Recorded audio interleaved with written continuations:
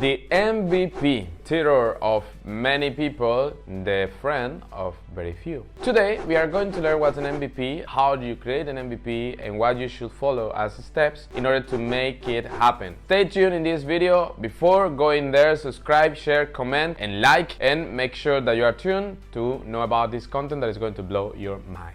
MVP basically means minimum viable product, and it's been understood in many different ways across time. But today, for example, what we are going to explore what's an MVP for traditional companies, for tech-based companies, and for Web3-based companies. An MVP is essentially the minimum thing that you should do in order to allow your customers or the people who are surrounding you to actually try and taste your product. Even though many people are working with a lot of effort in order to make the products ready and to actually have something in the market once the product is perfect and so on, in many occasions it doesn't work like that. Many companies, what they do in order to reduce cost and in order to make sure that they create something that is good for people and help people understand the product better, is to have something that is minimum, that is, let's say, analog, or that is cheaper than the version of the final version that they are trying to develop, and based on that they create another product that actually satisfies or fulfill the needs of the customers. In this case, for example, the minimum viable product can be either services that are tailored, can be also products, let's say technology products like hardware and so on, can be also be communities, and finally can also be experiences. These ways, how you normally present the minimum viable product can help you understand your customers as you are, for example, introducing them to different things. What is the philosophy behind your brand and what's the value that you add? But for that, for example, you approach the people from different perspectives.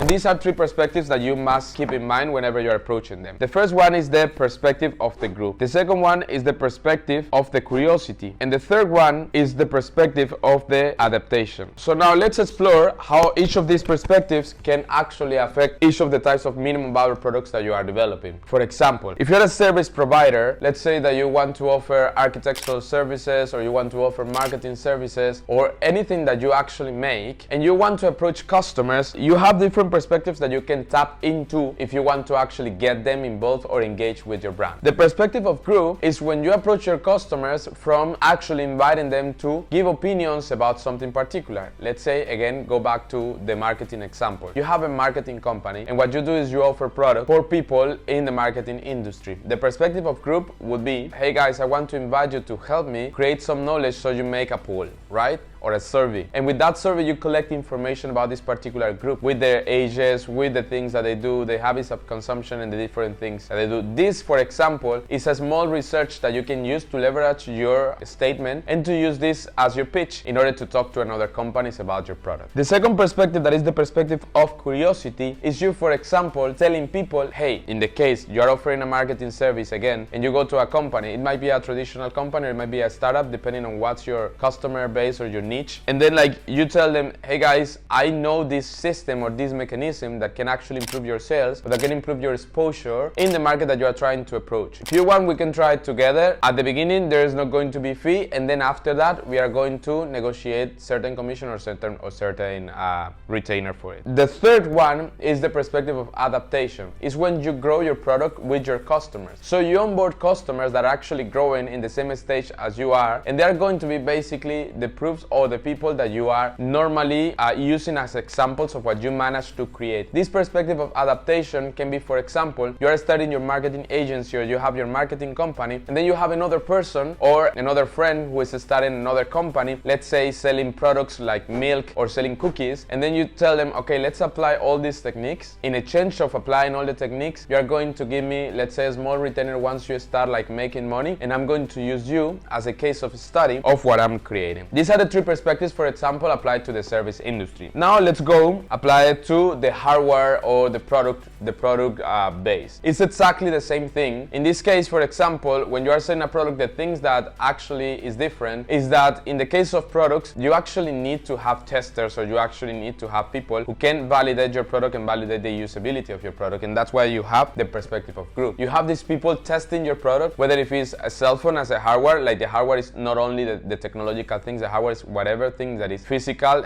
and that you sell actually. Let's say that you are selling a telephone, or you're selling a table, or you're selling things that your perspective of group can have people testing your product, and in exchange for that testing you give them either discounts or you give them free products, but you can also take pictures, make videos, create testimonials, and with that you have your minimum viable product. The second one, that is the perspective of curiosity, is inviting people to actually test your product and to be the first buyers of your product and help you build that, let's say, improvements of the product, and once the product is ready in the final version, you are going to airdrop a new version to them. And the third perspective, that in this case is the perspective of adaptation, is having people on board, let's say having a lead magnet that actually attracts people to your brand, and these customers are going to be your pioneers, and for them being your pioneers, they're going to always receive upgrades of the product across the time, in exchange of them like subscribing either to a membership or a whitelist, or being, for example, your angel investors or people who come there. The perspective of adaptation in the case of the hardware products is actually very useful, because you are going to have people like your early adopters who are going to not only believe in your product but also to promote your product. Let's go to the third one, and it's the perspective of community. Normally the products that are based in community are products that are not necessarily service related or hardware related. These products are, for example, events, or for example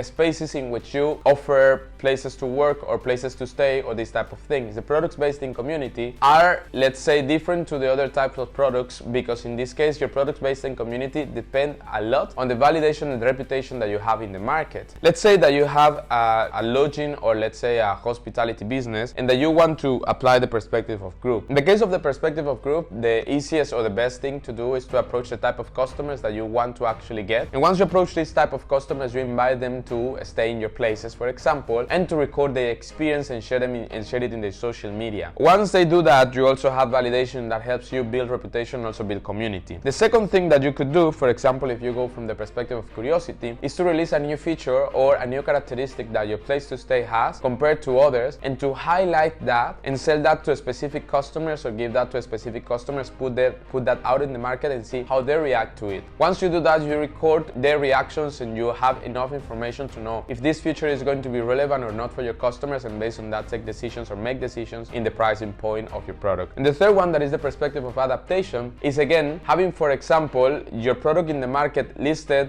doing example advertisement, or putting your product for free for some time, or putting your product with your customers or with a base of customers that are actually a circle of friends, and with them help them, like people who are experienced in the market, by the way, and with them, for example, have a study group that can help you understand what are the things that you could improve in your product, and based on their recommendations you just improve it. Different to, for example, the perspective of group, whereas you have potential customers, in the perspective of adaptation what you have is experts in the industry who actually can help you to co-create your product, or to improve your product, or their characteristics. And finally, we go to the experience segment, or the experience kind of products. The experience kind of products are, for example, product bases in things that people live. Let's say a travel experience, for example, could be like the best experience of it, but also fashion could be experience as well. Different other things like, for example, a wedding, or like, for example, products that are based in improvement of the humans, like a gym and these type of things. Let's say that your business is a travel business and you want to apply these perspectives. Your minimum viable product, again, is in the case of the group, you organize a free tour. This is like the easiest way of understanding it. You organize a free tour, you give the free tour, and after that you